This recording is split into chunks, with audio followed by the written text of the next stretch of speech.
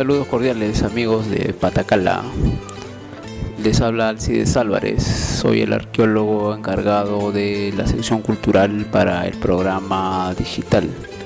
Estamos ahora en el tema que nos convoca, que es una introducción breve a la arqueología, porque en los últimos años ha habido bastantes descubrimientos arqueológicos que han convocado la atención del público a nivel nacional e internacional. Por lo tanto, se necesita entender, aunque sea de modo general, qué es la arqueología. Bueno, la arqueología es una ciencia social, ya que estudia a la humanidad, pero en el pasado. La ciencia social solamente se encarga de la sociedad humana, mientras que la ciencia natural a todo lo que abarca lo que se conoce como reino vegetal y reino animal. Bueno, en el caso de las ciencias sociales, la historia y la arqueología se encargan del estudio del pasado, todo lo que ha ocurrido antes de nuestros días, y lo único que los diferencia es la fuente. Muy bien, ¿qué es la fuente? Bueno, nosotros contamos con tres tipos de fuentes históricas. Tenemos la fuente escrita, ya que la historia, la ciencia histórica se basa en documentos escritos, así como también inscripciones en monumentos. Todo esto hace que la fuente escrita ayude a reconstruir los sucesos históricos, valga la redundancia. El inconveniente para muchos lugares del mundo, incluido el Perú, es que no todas las sociedades del pasado han tenido escritura. En el caso del Perú, nosotros recién contamos con fuente escrita desde el siglo XVI, con la llegada de los españoles.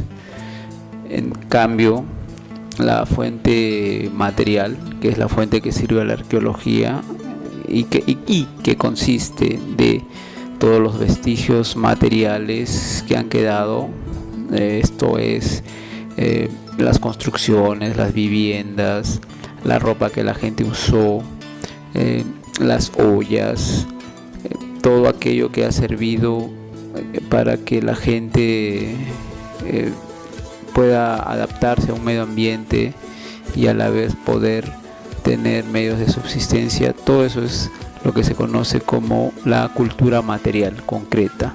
Esa es la segunda fuente que es aprovechada por los arqueólogos, y esto nos remonta a un pasado incluso mayor que el de la fuente histórica, porque la escritura es algo que es tardía en la historia de la humanidad, hace apenas 5.000 años, mientras que la humanidad tiene muchas decenas de miles de años.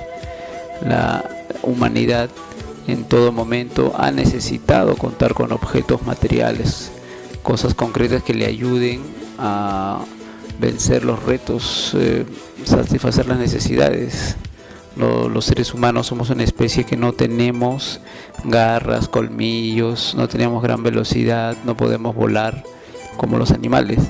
Esa carencia se logra superar con objetos, le hace herramientas, artefactos, etcétera, etcétera.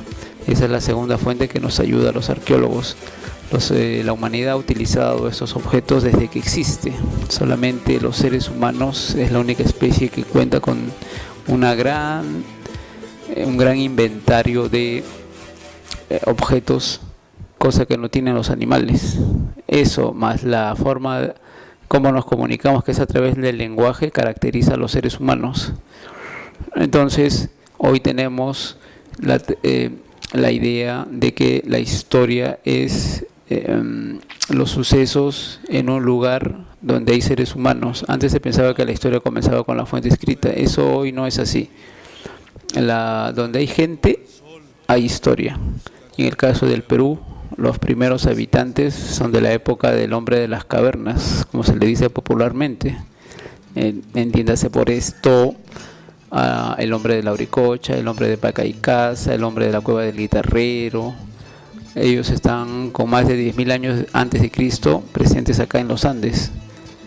De allí hasta el siglo XVI son aproximadamente 12.000 años de historia, porque aquí había gente, pero no hay escritura. Por eso es la importancia de los sitios arqueológicos. Cada vez que los arqueólogos investigan un vestigio material de ese pasado, se está reconstruyendo poco a poco todo lo que ocurrió aquí, en nuestra historia prehispánica. Por eso cada vez que se destruye un sitio arqueológico es como si a un libro le arrancaran una página. Bueno, y la tercera y última fuente con la que contamos es la fuente oral, la oralidad, que también, como se ha mencionado hace un momento, es parte de la cuestión humana. Solo los seres humanos hablamos, el lenguaje solo está presente en la humanidad. Lamentablemente la falta de escritura nos restringe algunas cuestiones. No es como en Egipto, como en Roma o China, que tenían escritura, y mucho de lo que se conversaba en esas épocas pasadas se plasmó y se registró en documentos escritos. Aquí no. Aquí lamentablemente no hemos tenido escritura hasta antes de la llegada de los españoles, pero eso tampoco es un gran problema. Mucha de la tradición oral prehispánica ha quedado y todavía se sigue difundiendo en algunos lugares de los Andes y de la Amazonía. Esos mitos, esas tradiciones que se transmiten por vía oral ha sido transmitida desde muchas generaciones atrás. Claro que los antropólogos, que son los encargados, junto a los lingüistas, tienen que discernir cuánto de esa tradición oral ha sido afectada o cambiada por conocimientos u otras tradiciones foráneas desde el siglo XVI. Bueno, hemos visto qué es la arqueología, hemos visto lo de las fuentes. La arqueología, vuelvo a repetir, sería entonces una forma de reconstruir el pasado basado en objetos, en cosas materiales, haya o no haya escritura. Esa es la gran diferencia con la historia. Los historiadores utilizan documentos escritos, los arqueólogos fuente material. También a veces he escuchado y se confunde mucho la diferencia entre arqueólogo y antropólogo. El arqueólogo, ya lo he mencionado, estudia a la sociedad humana en el pasado, mientras que el antropólogo estudia grupos sociales todavía vigentes, en uso, vivos, poblaciones vivas. Pueden ser, por ejemplo, los Ashaningas de la Amazonía peruana, o las poblaciones aborígenes de Australia, que hasta ahora conservan su modo de vida, sus tradiciones ancestrales. Todo eso lo estudia la antropología, no es lo mismo que la arqueología. Y también se confunde mucho arqueología con paleontología. La arqueología es una ciencia social, la paleontología es una ciencia natural, estudia las especies animales extintas de hace miles o de millones de años.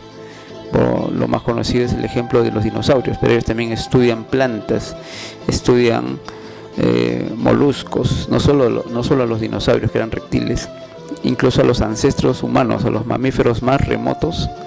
Eso es lo que estudia la paleontología. Bueno, hemos dado un cuadro panorámico general sobre estas ciencias. Ahora toca saber un poco más sobre la arqueología en sí.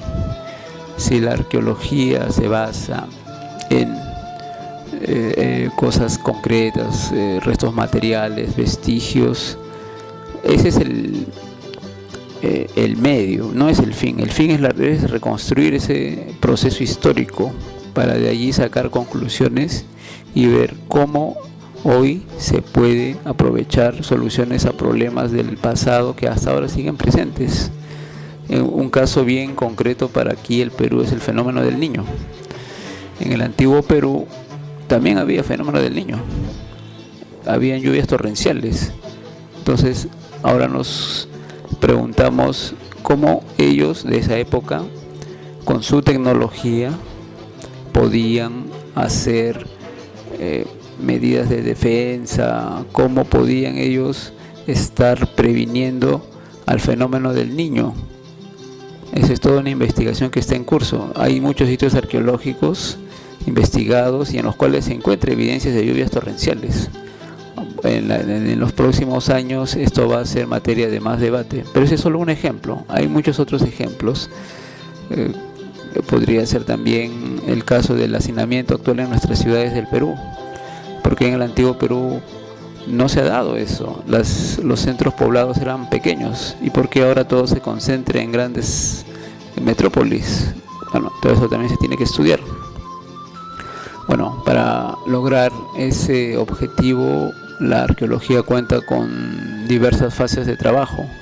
Tenemos una fase que es de trabajo de campo, esto es excavación de sitios arqueológicos o recorrer zonas o regiones en las cuales hay evidencia, o a veces no se ha reportado ninguna evidencia, pero hasta que no vaya un arqueólogo no podemos decir a ciencia exacta que no hay vestigios.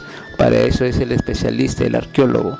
No podemos mandar a historiadores o ingenieros o geólogos a buscar sitios arqueológicos. Eso lo tiene que ser un arqueólogo. Es como en el caso de una persona accidentada. No vamos a llamar a un administrador, a un arqueólogo, no vamos a llamar a un zapatero a que vea a una persona accidentada. Tiene que venir un enfermero o un médico. Es igual. No podemos confundir los roles de cada profesional. Finalmente vamos a ver cómo se puede también sacar alguna ventaja en el sentido de que los sitios arqueológicos pueden contribuir al desarrollo económico de este país. En ciencias sociales se habla mucho de la puesta en valor de sitios arqueológicos o sitios históricos. Hoy también le llaman puesta en uso social. Aquí tenemos los ejemplos de Machu Picchu, que tiene un circuito implementado, hecho por turistas de la mano con los arqueólogos. También tenemos el caso de Zipán, que ha logrado que se cree todo un museo de tumbas reales. Pongo solamente dos ejemplos, hay más. En todos estos lugares la población local se ha visto beneficiada por la cantidad de turistas nacionales e internacionales que llegan.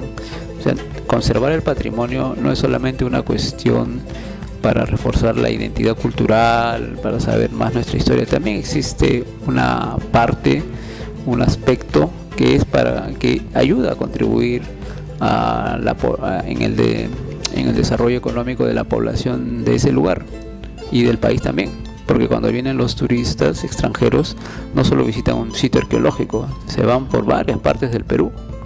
En algunas encuestas hechas en los años 90 se le preguntaba a los extranjeros cuál es la principal causa por la que viene a Perú, qué es lo que quiere conocer, y todos ponían en primer lugar los sitios arqueológicos.